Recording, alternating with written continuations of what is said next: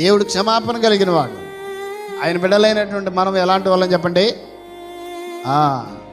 క్షమాపణ కలిగినటువంటి వారంగా ఉండాలి, క్షమించే వారంగా ఉండాలి.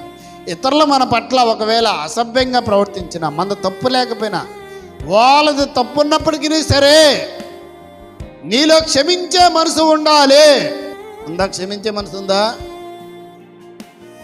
యేసుక్రీస్తు మనసు ఎలాంటిదో 2 మనసులు చెప్పాను, 2 మాటలు చెప్పాను. ఆయన మనసు ఎలాంటిది? ప్రేమించే మనసు. రెండోది, మరి నువ్వు ప్రేమిస్తున్నావా ఇతరులని? నీ పొరుగువాన్ని ప్రేమిస్తున్నావా? నిన్ను వలే నీ పొరుగువాన్ని ప్రేమించుమో. యేసయ్య నిన్ను క్షమించాడు, నీ పాపాలు క్షమించాడు, నిన్ను క్షమించాడు. నువ్వు కూడా ఇతరులని నువ్వేం చేయాలి? చాలా క్షమించకూడదా? ఏదో తగ్గేదే లేదని అంటారా? క్షమించకపోతే యేసయ్య నిన్ను క్షమించాడు.